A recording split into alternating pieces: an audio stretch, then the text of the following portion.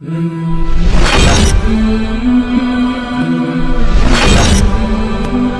किरतास को लेकर हजरत उमर फारूक रज़ियल्लाहु तआला अन्हु पर बहुत ही ज्यादा तान किया जाता है और उमर रज़ियल्लाहु तआला अन्हु को किस्म किस्म के अलकाबात से पुकारा जाता है। हदीस किरतास को अहले तशय्युअ और राफ़े हजरात तो हजरत अली रज़ियल्लाहु तआला अन्हु के लिए पेश करते हैं कि हजरत नबी पाक सल्लल्लाहु अलैहि वसल्लम ने जो किरतास मांगा था, असल में नबी पाक सल्लल्लाहु अलैहि वसल्लम हजरत अली रज़ियल्लाहु तआला अन्हु को अपने बाद खलीफा नाफिज कर रहे थे, जिसके लिए हजरत उमर रज़ियल्लाहु तआला अन्हु रुकावट बने। जबकि अहले तशय्युअ और राफ़े से हटकर कुछ मजहबी स्कॉलर अगरचे हजरत अली रज़ियल्लाहु तआला अन्हु की खिलाफत तो इससे साबित नहीं करते, लेकिन फिर भी हजरत उमर रज़ियल्लाहु तआला अन्हु पे तान करते हैं और ये भी कहा जाता है कि ये वो हदीस है, हदीस किरतास वो हदीस है जो अहले सुन्नत न निकल सकती है और न निकाल सकती है। गोया के हदीस किरतास अहले सुन्नत वल जमात के गले में एक घड़ी की तरह अटकी हुई है। हदीस किरतास की मुकम्मल हकीकत कुछ यूं है, ये इसका रावी हजरत इब्ने अब्बास रज़ियल्लाहु तआला अन्हु है।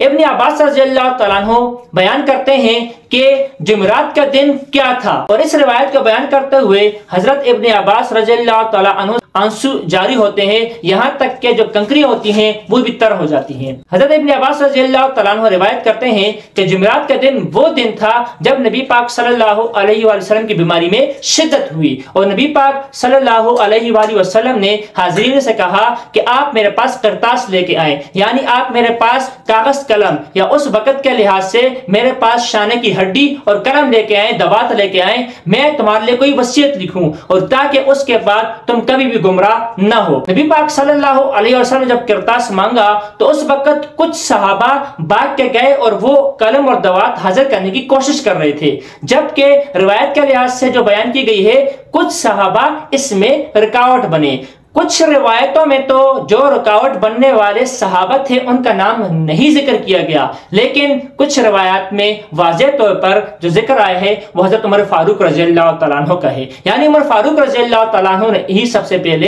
इस राह में रुकावट बने और उमर फारूक रज़ियल्लाहु तआला अन्हु ने फरमाया कि हमारे लिए किताबुल्लाह काफी है। नबी पाक सल्लल्लाहु अलैहि वसल्लम पर मर्ज की शिद्दत है और हमारे लिए किताबुल्लाह काफी है, इसलिए कलम दवात या शाने की हड्डी हाजिर करने की जरूरत नहीं। अब इसी रवायत को देखकर अहले तशय्युअ कहते हैं असल में नबी पाक सल्लल्लाहु अलैहि वसल्लम हजरत अली रज़ियल्लाहु तआला अन्हु की खिलाफत के लिए वसीयत लिखना चाह रहे थे और उमर फारूक रज़ियल्लाहु तआला अन्हु इसमें रुकावट बने। जबकि इस हदीस का अगर बैकग्राउंड और सियाक व सबाक देखा जाए तो हरगिज़ ऐसा नहीं था, और ये जो कहा जाता है कि हजरत अली रज़ियल्लाहु तआला अन्हु की खिलाफत के लिए वसीयत लिख रहे थे, ऐसा भी नहीं था, क्योंकि इसकी सबसे पहली वजह जब आप देखें तो नबी पाक सल्लल्लाहु अलैहि वसल्लम मरज़ी वफात में है। इब्ने अब्बास रज़ियल्लाहु तआला की रवायत देखें जुमेरात के दिन था और नबी पाक सल्लल्लाहु अलैहि वसल्लम का जो विसाल हुआ था वो पीर के दिन हुआ था। जुमेरात के दिन आप सल्लल्लाहु अलैहि वसल्लम किरतास मांगते हैं, जुमेरात, जुम्मा, हफ्ता, इतवार, पीर, यानी 5वें दिन जाके नबी पाक सल्लल्लाहु अलैहि वसल्लम का विसाल होता है। जो अहले तशय्युअ कहते हैं कि बाद सहाबा इस वसीयत के रास्ते में रुकावट बने, तो इसके बाद 5 दिनों तक काफी ऐसे मौके आए जिन मौका पर हजरत अली रज़ियल्लाहु तआला अन्हु तन्हाई में नबी पाक सल्लल्लाहु अलैहि वसल्लम से मिले होंगे। इस तरह जो है ना बाकी लोग इब्ने अब्बास रज़ियल्लाहु तआला अन्हु वगैरह भी तन्हाई में आप सल्लल्लाहु अलैहि वसल्लम से मिले होंगे। इस दौरान आप सल्लल्लाहु अलैहि वसल्लम ने किसी के लिए वसीयत नहीं लिखी। अगर आप सल्लल्लाहु अलैहि वसल्लम वसीयत लिखना चाहते तो इन 5 दिनों में आप सल्लल्लाहु अलैहि वसल्लम वसीयत लिख सकते थे। दूसरी वजह अगर आप देखें कि आप सल्लल्लाहु अलैहि वसल्लम हदीस किरतास में हजरत अली रज़ियल्लाहु तआला अन्हु की खिलाफत के लिए वसीयत नहीं फरमा रहे थे, क्योंकि इसी दिन यौमुल खमीस जुमेरात के दिन जब आप सल्लल्लाहु अलैहि वसल्लम को कुछ इफाका हुआ और आप सल्लल्लाहु अलैहि वसल्लम ने मुख्तसरन खुतबा दिया, उस खुतबे में भी जो आप सल्लल्लाहु अलैहि वसल्लम ने वसीयत फरमाई थी उसमें फरमाया था कि जज़ीरतुल अरब से मुशरिकीन को निकाल दिया जाए, और दूसरी आप सल्लल्लाहु अलैहि वसल्लम ने वसीयत फरमाई थी कि जो वफूद आते हैं उनके साथ उसी तरह नरमी का बर्ताव और उसी तरह हिदायत दिया जाए जिस तरह मैं देता हूं। और तीसरी जो चीज है, रावी कहते हैं मैं भूल गया हूं कि तीसरी चीज क्या फरमाई थी, 3 चीजों की आप सल्लल्लाहु अलैहि वसल्लम ने वसीयत फरमाई थी और उसमें भी हजरत अली रज़ियल्लाहु तआला की खिलाफत के मुतालिक कोई भी वसीयत मौजूद नहीं थी। हदीस किरतास में जो हजरत उमर फारूक रज़ियल्लाहु तआला ने कलम दवात या शाने की हड्डी और कागज वगैरह लाने से मना फरमाया, वो इसलिए उन्होंने ये जिक्र भी किया कि नबी पाक सल्लल्लाहु अलैहि वसल्लम इस वक्त शिद्दत मरज में है, उन पर मरज की शिद्दत है और तकलीफ हो सकती है नबी पाक सल्लल्लाहु अलैहि वसल्लम को, इसलिए कलम दवात न लाया जाए। अगर इसी वजह से हजरत उमर फारूक रज़ियल्लाहु तआला पे तान किया जा सकता है और हजरत उमर फारूक रज़ियल्लाहु तआला को नाउज़ुबिल्लाह मुजरिम ठहराया जाता है, तो इसी तरह की रवायत मसनद अहमद में हजरत अली रज़ी अल्लाह तआला के मुतालिक भी है कि हजरत अली रज़ी अल्लाह तआला फरमाते हैं कि मरज में नबी पाक सल्लल्लाहु अलैहि वसल्लम ने मुझसे तबक मांगा, यानी वही किरतास वगैरह मांगा कि कुछ लाया जाए, मैं वसीयत लिखूं। हजरत अली रज़ी अल्लाह तआला फरमाते हैं कि मैं इस डर से कि नबी पाक सल्लल्लाहु अलैहि वसल्लम का विसाल मेरी गैर मौजूदगी में न हो जाए, इसलिए मैंने नबी पाक सल्लल्लाहु अलैहि वसल्लम से कहा आप वसीयत करें, मैं उस वसीयत को याद रखूंगा और अपनी नजर के सामने, आंखों के सामने रखूंगा। तो आप सल्लल्लाहु अलैहि वसल्लम ने अली रज़ी अल्लाह तआला को जो वसीयत फरमाई उसमें भी नमाज, ज़कात की अदायगी और गुलाम और लोंडियों के साथ अच्छे सलूक की आप सल्लल्लाहु अलैहि वसल्लम ने वसीयत फरमाई। इस वसीयत में भी कहीं भी आपने